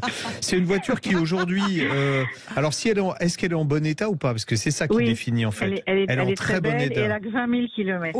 Ah oui, non, ils sont servis. C'est un bijou, c'est un bijou que vous avez. C'est un bijou que vous avez. Ça vaut beaucoup plus que 50 000 euros. Ah oui, d'accord. Voilà. Donc, si elle a que 20 000 km et qu'elle est en parfait état, c'est ça qui compte. Oui, elle est en très bon état. Parce qu'il y en a beaucoup qui ont été bidouillés, malheureusement. Donc, oui, c'est ça. Non, je pense, lui, on était puristes, nous. Hein. Ah oui. Ouais, non. Une petite parenthèse, Marie-Jo, vous disiez que vous étiez enfant d'un casseur. Ils étaient où, la case de vos parents? Alors, il était à Vélizy, je ne sais pas si vous connaissez Vélizy, Usine Center, voilà. Usine Center. Ah d'accord, voilà, c'était mon père qui était là. À la place de... incroyable. Bon, alors revenons à la R8 Gordini. Bon, revenons à la R8 Gordini. Donc, alors, vous allez donc la vendre, cette voiture? Oui. Ouais. Bon, mais alors... je ne veux pas tomber sur des... Non. Des gougnafiers. Des gougnafiers, on parle vrai sur Sud Radio. Avant de donner un prix pour une voiture, il faut la voir. Il faudrait que je la voie pour vous dire exactement combien ça vaut. Mais déjà, je peux d'ores et déjà vous dire, pas moins de 50 000. Et c'est même peut-être beaucoup plus que ça, parce qu'elle a que 20 000 km. Oui, en plus, c'est ça. Voilà. Donc moi, je serais... allez, je vais vous donner une fourchette large entre 20 et 70, en étant sans doute peut-être plus près de 70 000 euros. Mais il faut voir l'auto, il faut rouler avec, il faut voir dans quel état elle est. Oui, là, je ne sais pas. N'hésitez pas à faire une expertise. N'hésitez pas à faire une expertise de la voiture. Ah oui, je suis obligée de toute façon pour le notaire. Voilà. Donc ça va vous coûter entre 200 et 400 euros suivant l'expertise que vous allez faire. C'est un bon investissement et la voiture le mérite parce que là, pour le coup, c'est vraiment quelque chose c'est vraiment un vrai collector. Monsieur le professeur, quand on fait une expertise avec le notaire sur un type de véhicule de collection tel que la R8 Gordini de Marie-Jo, est-ce que c'est un expert des bagnoles qui va venir faire ou est-ce que ça il vaut mieux parce qu'il va donner une valeur. On peut demander en fait. Non, pour le notaire, il a intérêt à vous donner une valeur minimale. Oui, je sais. On est d'accord. 40%, je crois. Voilà. Il a intérêt à vous donner une valeur minimale. Maintenant, après, quand vous aurez vu l'expert, qui vous donne une fourchette haute. Oui, voilà. Oui. C'est comme ça qu'il faut faire. Oui, bien sûr. Et la vendez pas tout de suite, alors attendez un peu. Non, du tout. Non, c'est une voiture, c'est 20 000 km. Je suis sûr, qu'il y a des gens là qui nous écoutent. Je pense que vous allez déjà avoir des clients. Je propose à ceux qui nous écoutent, qui sont fans, de nous mettre un petit message sur la page Facebook de Sud Radio. Mais je voulais vous demander si Jean-Luc, est-ce qu'il y a un club aussi sérieux après pour la vente? Oui. Alors là, on n'a pas trop le temps, mais je prends vos coordonnées téléphoniques et je vous rappelle. Je vais vous rappeler et vous donner le détail de tout ça. C'est gentil. Et puis on vous envoie toute notre tendresse parce que c'est toujours des moments de vie compliqués, quoi qu'on en dise. Enfin, quoi qu'on en dise. Là, on parle voiture, donc on est un peu souriant. On vous envoie toute notre amitié également, Marie-Jo. C'est gentil. Bon, on garde vos coordonnées. J'ai peut-être un client là déjà, il vient de rentrer dans le studio. Là, c'est un invité, Stéphane Schlesinger, qui est un journaliste passionné de voitures anciennes aussi. Donc, Stéphane, une R8 Gordini avec seulement 20 000 km en parfait état. 1969. Ça t'intéresse? Tiens, il va s'installer. Tout est en direct live. Voilà, parce qu'il faut le préciser, il y a R8 émissions enregistrées le week-end. Nous, on est en direct. Bonjour Stéphane. Bonjour Stéphane. Voilà, donc on avait une auditrice. Son frère vient de décéder, lui lègue une R8 Gordini. Parfait état, 20 000 km. Après, à peine j'arrive, on m'apprend un décès. Qu'est-ce que c'est que ça? Non, mais on vous apprend surtout une voiture incroyable. C'est le contexte. Ah oui, une R8 Gordini, 20 000 km d'origine, c'est une voiture qui va avoir une valeur. Un bijou, Déjà qu'une Gordini normale, c'est largement au-dessus des 50 000 euros. Voilà, ça tombe bien, voyons, on ne s'est pas parlé avant, on parle de la même chose. Moi aussi, je savais un peu. Bon, super. Parfait. Écoutez, je garde vos coordonnées, je vous rappelle. Absolument, c'est gentil. Je vous remercie. Je vous fais des gros bisous. Merci à vous, Marie-Jo, et merci toute beaucoup. notre tendresse. Et voilà, gentil, pour ce moment compliqué. Tiens. Oui, en ce moment, oui. Ouais, c'est toujours des moments. Ouais, on connaît tous malheureusement ce genre de ce qui s'est passé par là. Bon, puisqu'on vient de parler de Gordino, on va rester sur les classiques cars, si vous voulez bien. Et tout de suite, puisque notre invité est arrivé, on y va sur les classiques cars tout de suite. Sud Radio, on parle auto, Classic Cars. Avec la Chevrolet Corvette qui fête ses 70 ans. Alors, on a notre invité qui vient d'arriver, Stéphane Schlesinger, journaliste. Bonjour. Stéphane, je vais bien vous mettre votre micro parce que vous avez tendance à être trop loin du micro. Sinon, rapprochez-vous bien. Bonjour. Bonjour. Bonjour Stéphane, bonne année. Enfin, nous, on s'est déjà croisés cette semaine. Oui, bonne année quand même. Bonne année. Bonne année aux auditeurs. Alors, pour qu'on connaisse bien Stéphane, puisqu'on a un peu le temps, du coup, journaliste pour quel type de... je suis multicarte. C'est bien. Je suis à la fois sur du print, sur du web, print. Quelques noms? Oui, print, Topscars, Autorétro, rétroviseur, web, Caradisiac. Voilà, comme ça, voilà. Monsieur n'est plus du tout anonyme. Il est VRP multicarte. Pour ceux qui nous écoutent aujourd'hui sur Sud Radio. Voilà. On s'est croisés cette semaine, j'étais en train de dire à Stéphane, tu sais que c'est l'anniversaire. Alors, j'ai trouvé la date exacte, c'est le 17 janvier 1953 qui a été présentée pour la première fois au public la Corvette qui s'appelait, pas encore Corvette à l'époque, elle s'appelait le X122. C'est assez poétique comme nom. Donc c'était le prototype de ce qui deviendra la Corvette C1. C'était passé un peu sous les radars de la presse française, même un peu de la presse américaine. Je suis quand même étonné. C'est quand même une voiture remarquable parce que elle détient le record du monde de longévité. 70 années de production pour un modèle. Certes, il a beaucoup évolué. Il y a eu 8 générations de Corvette depuis le lancement de cette C1, mais elle a une histoire très particulière, cette voiture. Déjà avant, le projet en lui-même avait été caché. Alors pourquoi la Corvette est née, Stéphane ?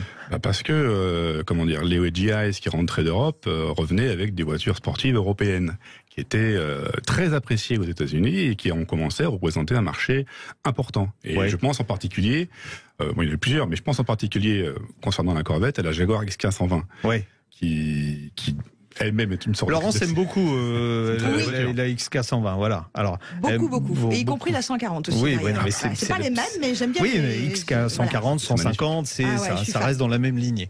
Donc les GI rentraient avec ces voitures-là. Il y avait aussi des voitures plus petites, les MG, les Triumph, etc. Et les constructeurs américains n'avaient rien à proposer. Il n'y avait pas de voiture de sport américaine en fait à l'époque. Alors non, il n'y en avait pas. Il y a eu la Nachillet qui est sortie en 51, un truc comme ça, mais qui a fait des scores de vente tout à fait anecdotiques. Mais non, il n'y en avait pas. Et là, il y a eu un certain Harley Earl, qui était le patron du style, grand magnéto du design de General Motors, qui était très copain avec Alfred Sloan, qui était le patron le PDG de General Motors, et il l'a convaincu de fabriquer une voiture de sport à biplace inspirée par certains aspects de la Jaguar XK120. D'accord. Ils ont planqué le projet en plus qu'ils avaient commencé en 51 à travailler sur ça et ils l'ont appelé le projet Opel pour pas que les gens mettent leur nez dedans. Et puis alors ça a été une surprise. Alors ça a été une surprise à plein de niveaux quand la voiture a été dévoilée en 53. D'abord l'esthétique et puis la conception de la voiture. Parce qu'il y avait une gageure, c'est qu'il fallait faire vite. Il fallait faire vite et avec ce qu'on avait sous la main, c'est surtout ça. Oui, il fallait faire très vite, donc techniquement elle est simple et de son époque, mais surtout pour vraiment tenir les délais, Harley Earl avait eu vent d'un matériau qui faisait son apparition à l'époque, qui était la fibre de verre et qui permettait de concevoir très rapidement une carrosserie, de la fabriquer très rapidement aussi, avec beaucoup de main de certes, mais la mise en fabrication était simple en fait. Et c'est pour ça qu'elle a eu cette carrosserie et qu'elle a été la première voiture au monde à en disposer. Ouais, on a une petite vidéo pour ceux qui ont la chance de nous regarder en vidéo de la voiture qui roule. Je sais pas si Bastien peut nous mettre ça, hein. Bastien qui fait des grands yeux, il se dit tiens, mais de quoi il me parle? Non, c'est parce qu'on est sur deux trucs à la fois en même temps, c'est pour ça qu'on vous laisse discuter entre vous. Voilà, alors là on la voit là, cette Corvette C1. C'est vrai qu'elle avait un look un peu différent de tout ce qui se faisait à l'époque. Voiture en fibre de verre complètement, et ça restera d'ailleurs la signature de la Corvette pendant très longtemps. Elle est beaucoup plus basse, hein. elle va rester en fibre de verre pratiquement tout le temps. D'ailleurs, les détracteurs l'appelaient, lui donnaient un petit nom qui était rigolo, c'était la baignoire en plastique. Elle n'est pas la seule américaine à s'être fait surnommer baignoire, mais, ouais. mais en plastique, oui, c'était la seule. C'était une voiture de sport, mais c'était pas très sportif quand même au départ, au tout début. Non, on peut pas dire, parce qu'en fait, il y avait des problèmes. On n'imagine pas à l'époque, mais General Motors c'était pas aussi bien intégré qu'elle peut l'être maintenant. C'est-à-dire qu'il y avait des V8 chez GM, notamment chez Cadillac et chez Buick, mais ils voulaient pas. Ils voulaient pas les donner à Chevrolet. Chevrolet, qui était considéré comme une marque d'entrée de gamme. Un petit peu pas de leur niveau, quoi. Donc, elle a eu un 6 cylindres en ligne, un 3,8 litres, si je me rappelle bien, un peu gonflé avec un carburateur triple corps, et qui faisait 150 chevaux de l'époque. Ouais, 150 chevaux pour un engin qui avait quand même un châssis échelle, qui reprenait d'ailleurs des éléments General Motors pour arriver à baisser les prix. Pourquoi 150 chevaux de l'époque ? Alors, parce qu'à l'époque, le mode de calcul, en tous les cas aux États-Unis, n'était pas celui qu'on a aujourd'hui. On peut appeler ça des chevaux SAE.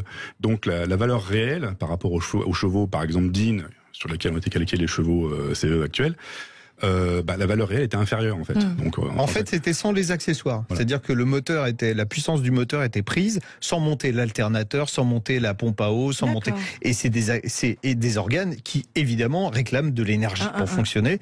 Donc en bout de boîte de vitesse, on n'a pas la même puissance que la puissance brute du moteur. Et les Américains donnaient la puissance brute du moteur parce que c'était plus valorisant de dire 150 chevaux SAE que 120 chevaux DIN. D'ailleurs, la norme DIN n'existait pas encore en 1953. Allez, je vous propose de continuer à parler de l'anniversaire de la Corvette dans quelques instants, messieurs, juste après une première pause. Et vous aussi, vous n'hésitez pas, que ce soit sur Facebook, il y en a beaucoup qui commencent à poser des questions sur la Corvette. Par exemple, on nous demande ce qu'est devenu la vôtre. Jean-Luc doit toujours avoir sa Corvette C3, par exemple. On en parlera après. Vous êtes connu votre garage est connu par tous ceux qui écoutent Sud Radio et on parle auto. Ça, c'est plutôt bien. Allez, à tout de suite. On continue à parler des 70 ans de la fameuse Corvette sur Sud Radio. À tout de suite. Sud Radio. Parlons vrai. Sud Radio. Roule, le club automobile ouvert à tous présente. Sud Radio, on parle auto, Classic Cars. Et on parle toujours de cet anniversaire des 70 ans de la Corvette avec notre invité Stéphane Schlesinger, qui est journaliste spécialisé auto. Et beaucoup de réactions, l'ami Jean-Luc, sur la page Facebook de Sud Radio, où on demande d'ailleurs où est-ce que vous en êtes, vous, avec votre Corvette C3 ? Elle roule. Enfin, elle roule pas quand il pleut. C'est pas possible. Déjà, pourquoi ? ça serait parce que j'ai pas envie de la nettoyer, parce qu'il y a une voiture qui a un cabriolet qui ne roule pas quand il pleut, et puis parce que le moteur, c'est très délicat à utiliser sur le mouillé. Voilà. Parce que là, on parlait de la première Corvette C1 avec 150 chevaux, mais évidemment, ça n'en est pas resté là. C'est vrai que c'était pas une voiture de sport. Donc, elle a évolué assez rapidement, cette Corvette. La baignoire en plastique est devenue quelque chose d'un peu plus brutal. On a commencé, Stéphane, il y a eu en 66, là, pour le coup, vu que les petits copains voulaient pas prêter de V8, ils en ont fait. 56, pardon. Oui, en fait, ce qui s'est passé, c'est qu'il y a un certain ingénieur belge d'origine russe qui s'appelle Zora Arkutantov, qui est allé voir le concepteur de la Corvette, et il lui a dit, elle est bien ta voiture, mais enfin... Ouais, mais c'est mou. C'est un peu décevant, souvent c'est un peu mou du genou quand même, ta voiture. Ouais, surtout que Ford avait sorti la Thunderbird avec un V8 qui était plus ou moins concurrente. Et oui, parce que ce qui s'est passé, c'est ça, c'est qu'il y a d'un côté la Corvette, elle n'est pas très bien accueillie, il faut le dire. Elles se vont pas très bien. Ford lance la T-Bird, qui a tout ce qui manque à la Corvette, c'est-à-dire un moteur, de l'équipement, et en plus d'avoir un look très sympa. Et là, Duntov arrive avec des solutions. Et forcément, il est très entendu. Donc, dès le millésime 56, un V8 fait son apparition sous le capot de la Corvette. Et il y a autre chose. C'est que la boîte 2 automatique était la seule proposée. 2 vitesses automatique sur une voiture de sport. C'était la seule chez Chevrolet qui était capable d'encaisser le couple de la Corvette. Donc, initialement, il monte une boîte manuelle à 3 rapports. Et donc là, la Corvette commence vraiment à prendre son envol en voiture de sport. Pour ceux qui regardent l'émission par Sud Radio, vous avez fourni beaucoup d'images que Bastien est en train de diffuser sur la page Facebook de Sud Radio. C'est très très beau. Il y a très beau. Merci. Un petit diaporama. Et c'est vrai que les performances vont faire un bond extraordinaire, parce que la première C1, elle passait de 0 à 111 secondes et 174 km/h en vitesse de pointe. 11 secondes aujourd'hui, une Dacia Sandero TCE 900 cm3, c'est ce que 1 litre, je veux dire, essence, ça fait ça. Hein. Donc c'était pas terrible. Après le passage au V8, il y a même eu une injection. Oui. Là, on descend en quelques années, hein, donc c'est très rapide. On passe de 0 à 100, 5 secondes 3. Ouf. Donc 5 secondes 3, c'est une voiture de sport d'aujourd'hui, hein, et ça va continuer à grimper. Ça va continuer à grimper. Après, avec la C2 qui arrive en 1963. Ça, c'est une sculpture. Voilà. Ah, donc une sculpture, carrément. Ouais, très belle voiture. La première série de coupés avait à l'arrière une vitre qui est en 2 parties. C'est pour ça qu'on appelle la voiture split window. Ah oui. Alors, c'est très joli, mais bon, c'est vrai que ça bouchait un peu la vue. Et l'année d'après, Chevrolet a supprimé en fait cette vitre en 2 parties pour mettre une vitre en une seule partie. Et malheureusement, il y a même des gens qui avaient des Corvette 63, c'est ça la split window, on la voit à l'image là, qui ensuite l'ont modifié pour avoir la vitre en une seule partie. Bon, ils ont fait une petite erreur que je pense qu'ils ont corrigée par la suite. Et là, les moteurs, enfin le châssis, tout a continué à évoluer. C'est ça qui a de particulier avec la Corvette. Bah, surtout que la C2, en fait, pour moi, c'est celle qui a réellement posé, les gènes de la Corvette telle qu'elle va durer ensuite pendant des décennies. C'est-à-dire que Duntov a réussi à imposer une suspension arrière indépendante, qui était très moderne à l'époque. Les Ferrari n'avaient pas ça. Et en disant, ça va rapporter tant de ventes par an. Donc là, la direction de GM a dit, ah ok, on va la faire. Earl n'était pas tout à fait d'accord, parce que ça coûtait des sous, et donc ça restreignait son budget alloué à l'esthétique. Mais voilà, elle est devenue efficace, enfin plus efficace qu'avant en tous les cas, et bon, alliée à une puissance énorme, ça faisait une vraie voiture. Oui, on avait des voitures avec les moteurs culasse aluminium L88 qui faisaient jusqu'à 560 chevaux, quand Ferrari vendait des voitures à 380 chevaux. Et bienvenue dans la Bible de la voiture sur Sud Radio avec l'ami Jean-Luc Moreau. Là, c'est la Corvette C3 et la C3. Schlesinger, l'ami journaliste. La C3, c'est une C2 parce qu'on reprend le même châssis, etc. Et on met une carrosserie qui est la carrosserie d'un concept car. Il paraît que c'est la prunelle de vos yeux. Voilà. C'est François A de Paris qui nous dit ça. Et cette carrosserie, ce qui est rigolo, c'est qu'elle est inspirée d'un requin qui s'appelle le requin Mako. Et donc le prototype de cette voiture s'appelait le Mako Shark. Et là, il y a une petite histoire que m'a racontée Zora Arctus Duntov, donc j'imagine qu'elle est vraie. C'est que le Bill Mitchell, le patron à l'époque de la division GM qui était en charge de la Corvette, avait dans son bureau un requin qu'il avait pêché et qui avait été naturalisé. Et c'est lui qui a demandé, il était fanat, hein, franchement, des poissons, et il a demandé que le prototype on a eu de la chance, c'est pas une carte qui s'appelle le Mako Shark 2. Oui, mais vous avez vu la Stingray. Stingray, c'est un nom qui dit quelque chose aux fanats de Corvette aussi. Voilà. Et il a demandé, il a dit ouais, le prototype, la Mako Shark 2, je veux qu'elle soit peinte comme la même couleur que le requin. Et ils ont jamais réussi à faire la bonne couleur. Donc ils ont peint la voiture et ils ont repeint le requin sans rien dire de la couleur de la voiture. Voilà, des petites histoires comme ça, il y en a, on pourrait passer des heures à en raconter. Pour les 70 ans, parce qu'on arrive à 30 secondes avant la fin de notre rendez-vous. Pour les 70 ans, je pense que GM va faire quelque chose. Pour les 70 ans, si vous voulez m'offrir une C8, ça me plairait bien, voilà. Cet homme, comme à chaque émission sur Sud Radio, il demande qu'on lui offre une voiture. Il va avoir le plus gros garage du monde. Alors, il y a un truc très rigolo, c'est que j'ai regardé les sommaires là de bientôt, il y a Rétromobile quand même. Ouais. Et c'est pareil, les 70 ans de la Corvette, j'ai l'impression que tout le monde est passé à côté. Un petit peu, c'est pas une voiture, c'est une voiture qui est très appréciée en France, mais qui est pas si connue et dont on ignore réellement. J'adore. Oui, mais on ignore un petit peu ses qualités réelles. Elle est toujours pris pour un truc un petit peu gadget, accessoire, alors que non, c'est une vraie voiture de sport très efficace. Avec ce nez long là sur la C3, moi je suis hyper fan. Moi je viendrai un jour avec là. Oh merci, j'adore quand vous me parlez. De toute façon, on l'entendra dans le studio quand elle sera dans le parking. Hein. Ça fait un tel barouf. Merci beaucoup notre invité Stéphane. Pardon, Stéphane, n'importe quoi. Stéphane Schlesinger, voilà. Stéphane Schlesinger qui est journaliste et qui est venu nous parler des 70 ans de la Chevrolet Corvette. Une pause et c'est non pas un Stéphane mais une Stéphanie que nous allons accueillir dans quelques instants. On va parler pneus. Avec tous ces pneus de concept car et des pneus lunaires par exemple, ont-ils une incidence sur le développement des pneus que nous avons sur nos voitures? À tout de suite. Le syndicat du pneu, les spécialistes du pneu au service de votre sécurité sur la route, présente Sud Radio, on parle auto. Parlons pneus, parlons bien.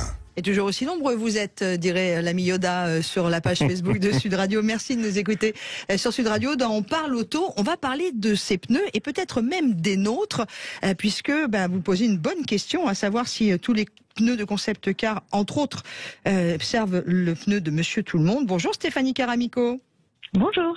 Bonjour Stéphanie. directrice du marketing France de Goodyear. Bonne année alors. Ouais, bonne. Merci beaucoup, bonne année à vous aussi. Elle était facile. Oui, on est habitué, mais on l'aime toujours. Ouais, je suis assez d'accord. Stéphanie, juste après, on va parler du Salon de Bruxelles, puisqu'il ouvre ses portes aujourd'hui. Donc le Salon de Bruxelles, ça, on va détailler tout ce que vous pourrez y voir si vous habitez pas trop loin. D'ailleurs, on vous invitera à y aller. Sur les salons en général, il y a des concept cars. Sur les concept cars, il y a souvent des pneumatiques. Enfin, il y a même tout le temps des pneumatiques. Est-ce que ça a un intérêt pour la voiture de Monsieur Tout le Monde, ces pneus de concept car? Est-ce que dans les développements, il y a des choses qu'on va retrouver chez nous? Est-ce qu'on peut prendre, tiens, le dernier pneu concept de Goodyear, c'était sur une Citroën, hein, c'est ça? Oui, c'est ça. Alors la réponse est double oui. Donc en effet, on s'appelle Oli en plus. Mais alors c'est pas comme Laurence qui aimerait rester Oli le samedi matin. Là, c'est OLI. Oui, en effet, on a travaillé... c'est comme Big Flo et Oli, pardon. Voilà, c'est ça, aussi. Mais on a travaillé en collaboration avec Citroën, plusieurs années d'affilée d'ailleurs, et on présente donc ce nouveau concept qui va sur donc le concept car Oli, qui a pour but de fournir une voiture familiale qui soit électrique à un prix abordable, parce que c'est pas forcément toujours le cas, et qui soit durable. Donc on est dans des problématiques d'aujourd'hui. C'est juste que le développement est pas prévu pour tout de suite, mais plutôt pour demain, on va dire, parce que ça coûte encore cher.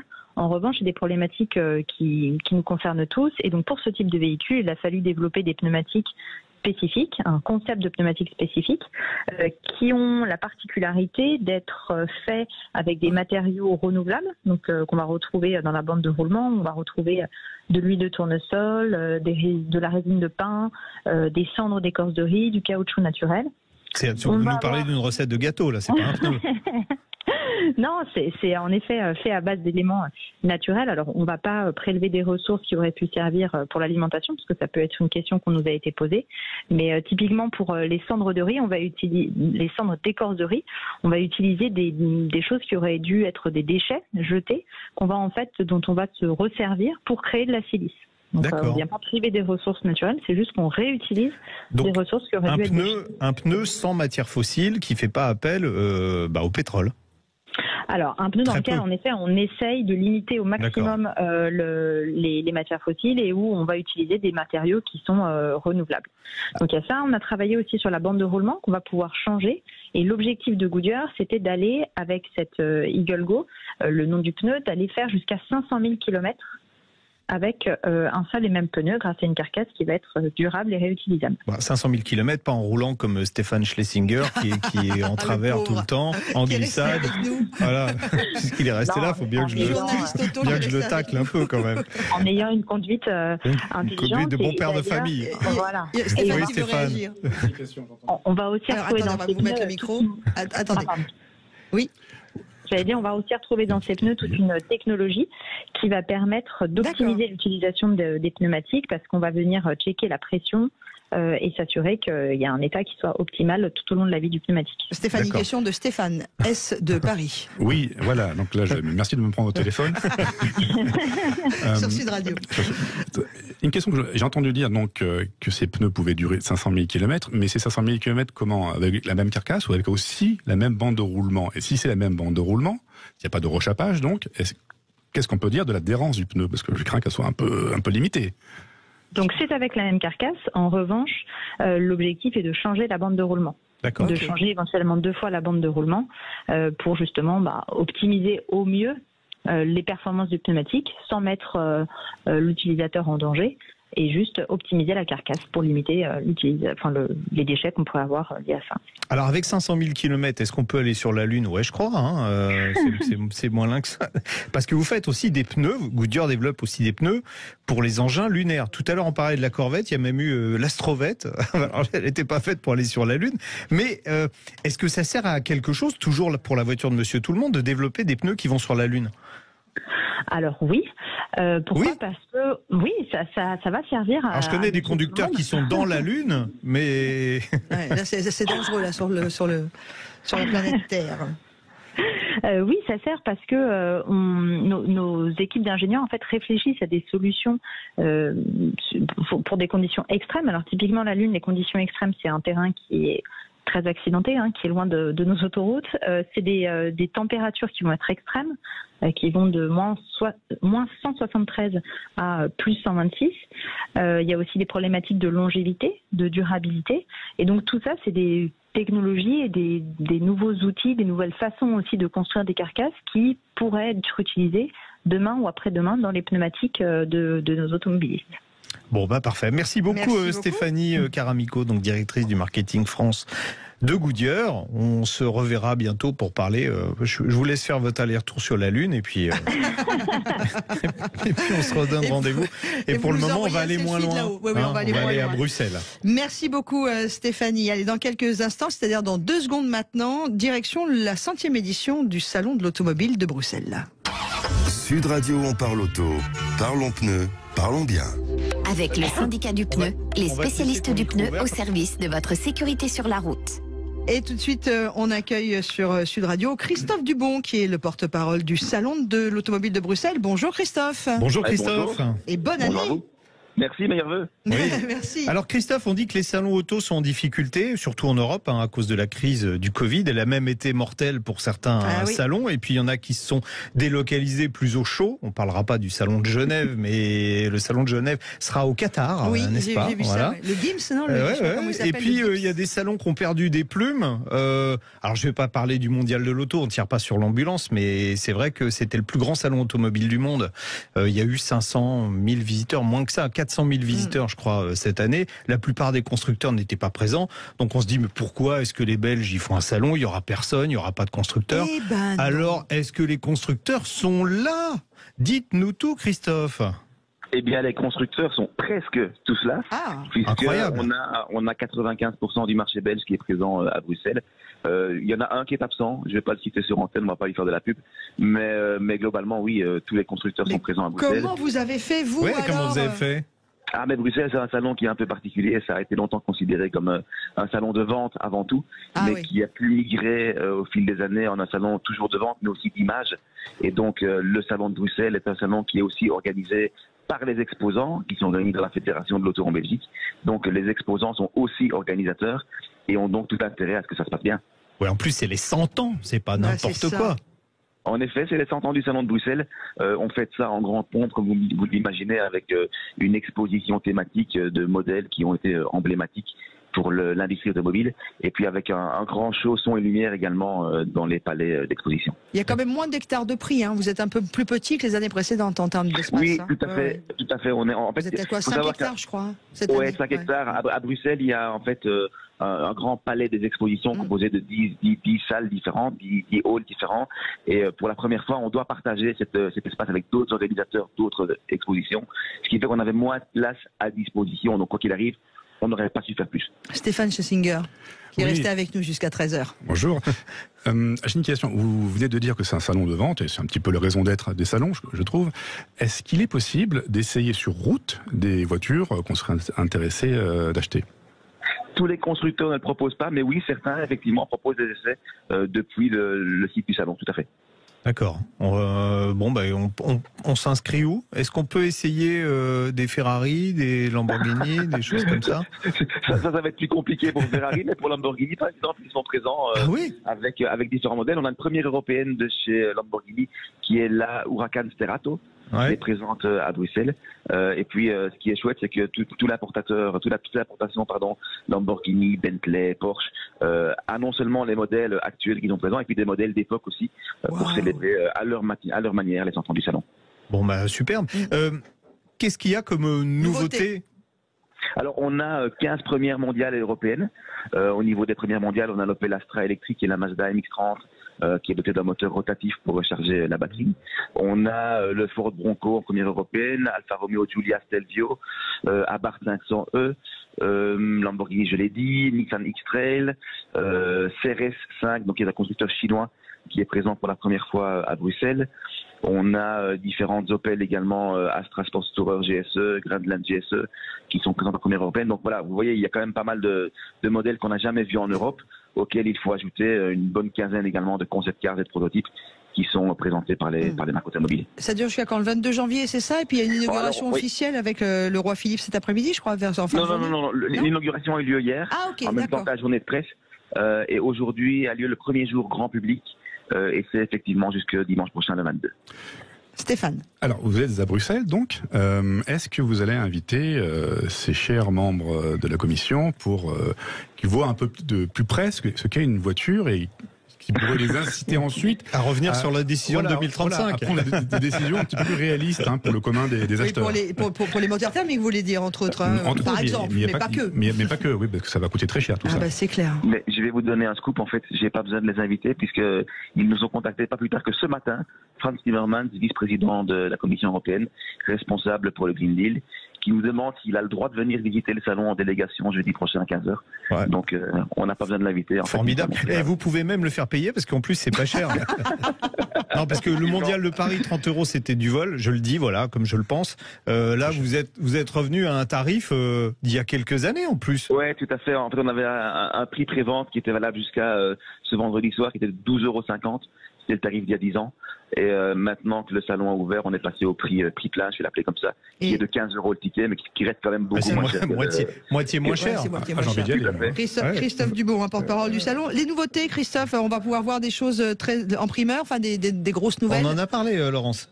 Ah bah j'ai pas écouté. Parce que c'est vos lunettes, ça vous empêche de bien entendre. Non, c'est parce que j'étais en train. Je sais qu'il y a quand même quelques petites voitures que j'avais pas vues, moi, comme l'Audi Skyfer, je l'avais pas vu sur le mondial. On en a parlé de ça? Donc, ça fait partie des prototypes en fait qui sont présents sur le salon. Donc l'Audi Skyfer, vous l'avez dit, l'Alpine Alpenglow, vous l'avez vu à Paris, je pense. Ça on l'a vu. Ouais. On a la Citroën Oli qui est là.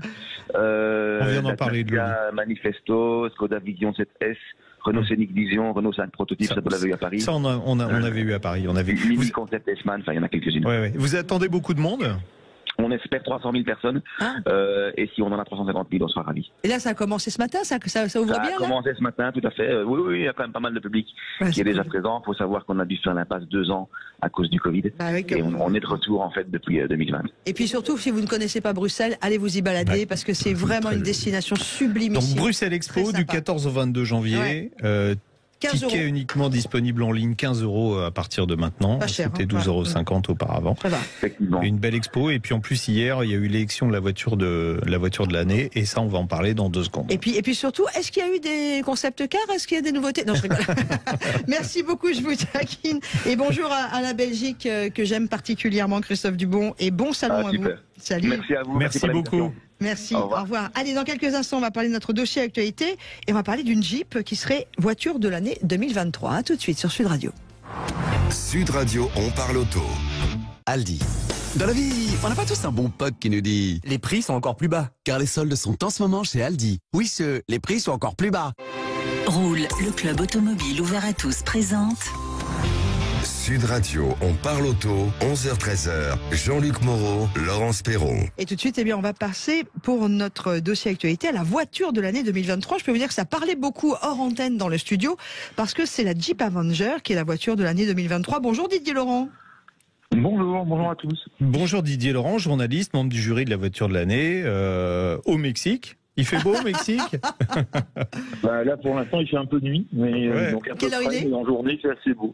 Là, il est 5h45. Du matin. Merci de vous lever pour nous aussitôt, pour Sud Radio. Alors, vous êtes le veto parce que la Jeep... Non, veto ou spécialiste auto? Enfin, il y a un moment, faut... Pardon. Vous êtes le veto, donc, parce que la Jeep, finalement, c'est un modèle américain. Bon, c'est la première fois que Jeep a un titre de voiture de l'année. Ou je me trompe? Oui, effectivement. Non, c'est la première fois. Et si Jeep est une marque américaine, on ne peut pas dire que l'Avenger soit une voiture américaine, puisqu'elle est destinée en Italie. Ouais. Et puis elle est produite en Pologne, et elle est vendue uniquement pour l'instant en Europe, et elle le sera plus tard, je crois, en Asie. D'accord. Et puis elle reprend. Sera pas vendue aux États-Unis. Elle reprend une base technique qu'on connaît en plus. C'est une Peugeot 208 modifiée. Voilà. Ok. Bon, voilà. En ce qui concerne le châssis, bien sûr. D'accord. Elle a pourtant été plébiscitée par les membres du jury. On va rappeler que c'est un jury de 23 pays européens, d'une 60aine de journalistes, et elle est arrivée très loin devant la deuxième. Oui, c'est même assez rare qu'il y ait une différence aussi importante entre la première et la deuxième, mais il y a 87 points d'écart. Ça veut dire que le modèle a été largement plébiscité. Et en gardant même un petit peu le détail des points, je me suis aperçu que même l'Allemagne l'avait mise devant la Volkswagen. si on considère, je dis pas qu'on est comme au patinage artistique et que chacun favorise sa production nationale, c'est pas du tout ce que je veux dire, mais on voit quand même que cette voiture a été plébiscitée par pas mal de pays. Alors tout le monde ne l'a pas mis en tête, mais il y a quand même 21 membres du jury sur 57 votants cette année qui l'ont placé en tête de leur classement. Donc c'est quand même relativement important, c'est une vraie reconnaissance. Et puis on s'aperçoit que l'Angleterre, la Suisse, le Portugal, l'Italie, l'Allemagne ont mis cette voiture en premier, ce qui n'est pas le cas de la France.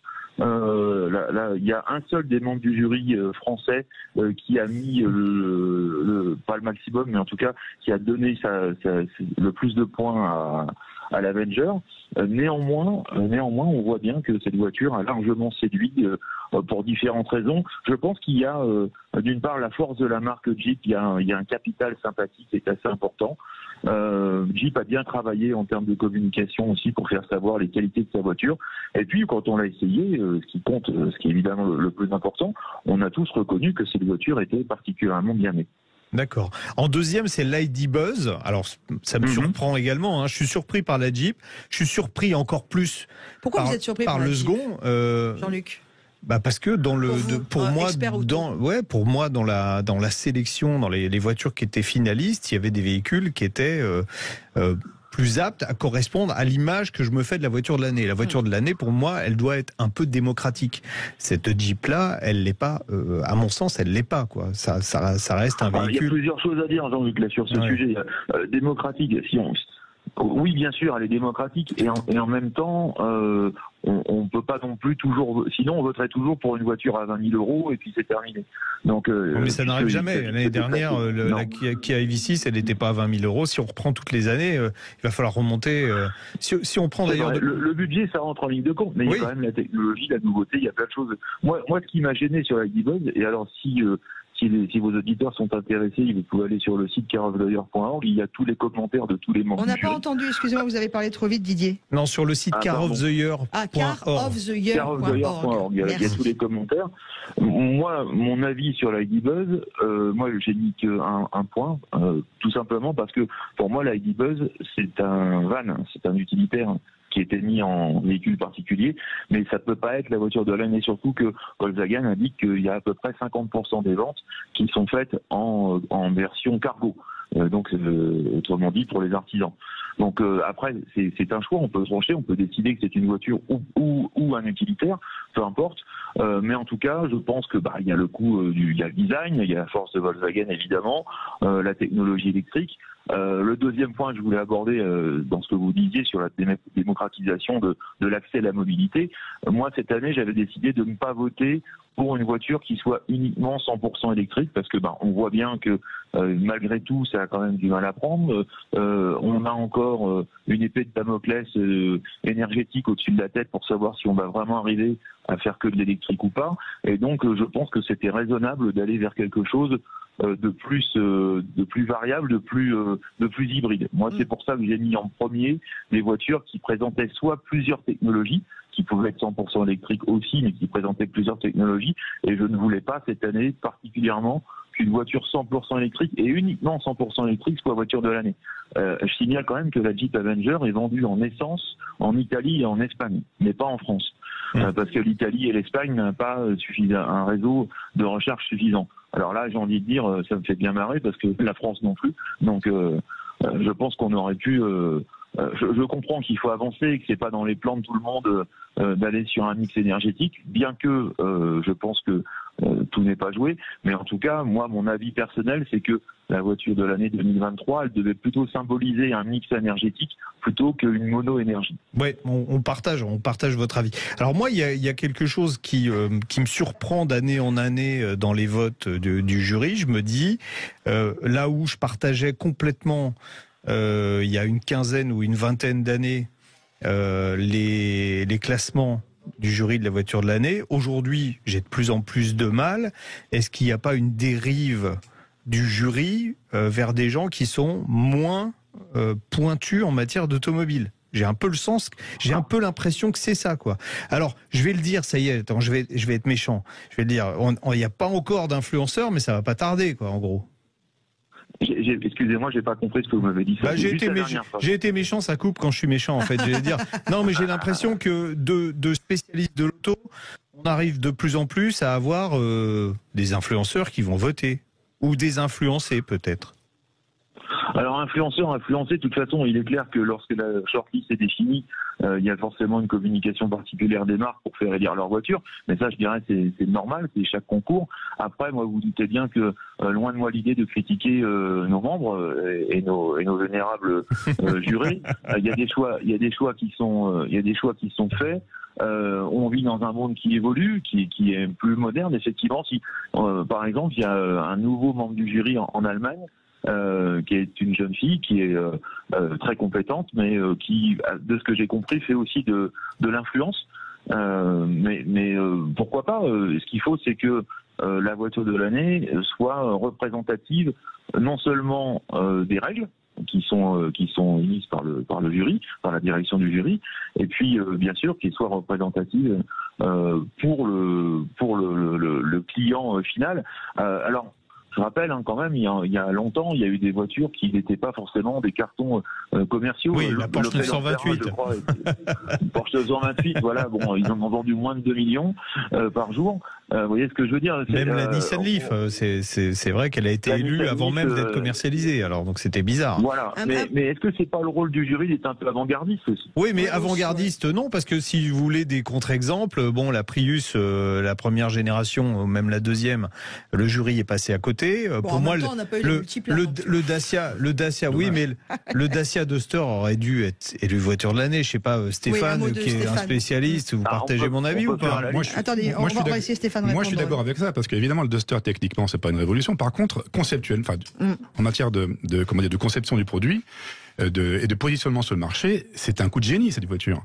Parce qu'ils ont trouvé un créneau qui a convenu à un maximum de gens. Donc, sur lequel Dacia, ensuite, a réussi à capitaliser, ce qui fait que, je crois que jusqu'à récemment, ou peut-être encore maintenant, la Sandero était la voiture la plus vendue, au particulier. Bon, bah voilà, en tout cas, on a fait un point sur cette voiture de l'année qui fait beaucoup parler, et comme on parle vrai sur Sud Radio, on en a parlé aussi. Oui, et on continuera à en parler cette semaine, puisque jeudi soir, dans Les Vraies Voix, on aura le patron de Jeep avec nous, pour essayer de décortiquer ce que ça va signifier pour Jeep, ce type de voiture de l'année pour l'Avenger. Exactement. Ça, pour les vraies voix de l'auto. Sur Sud Radio, la radio qui aime l'automobile. Merci beaucoup Stéphane Schlesinger d'avoir été avec nous pour parler de la Corvette, et puis d'être resté par passion. On l'a attaché, c'est pour ça. Voiture. Juste une question également avant de terminer, une question Facebook, il nous reste une petite minute 30. Merci à Jean-Luc de bien vouloir m'éclairer sur une Lexus CT 200H de 2012, 80 000 km à 16 900 €, fiabilité ou pas?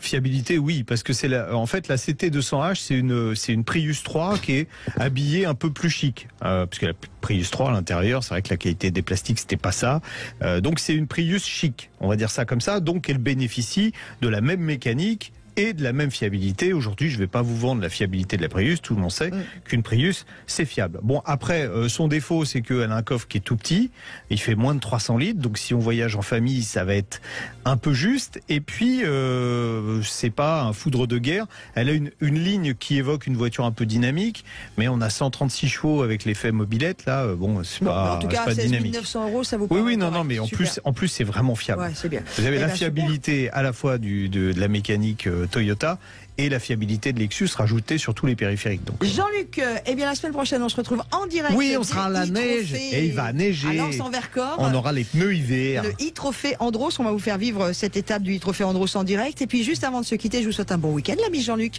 Merci à Stéphane d'être resté. Merci Stéphane. Et bonjour à Quentin, notre sportif de l'étape, pour nous parler du programme de cet après-midi. Joli programme avec le retour de la Coupe d'Europe de rugby sur Sud Radio. Il n'est même pas assis, ça se voit à l'écran, j'adore. Mais c'est parce que je suis très très grand et que ça se voit comme ça. Alors au programme aujourd'hui, Sale Toulouse, on va avoir le droit aussi à un match Entre une équipe sud-africaine et l'UBB, c'est les Sharks contre l'Union Bordeaux-Bègles. Et puis il y aura enfin La Rochelle-Ulster pour terminer cet après-midi de rugby. Ça, ce sera à partir de 18h.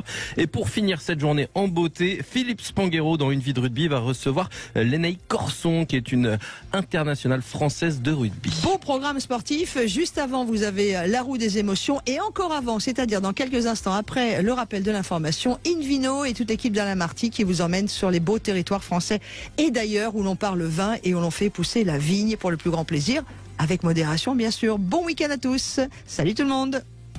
Sud Radio, on parle auto.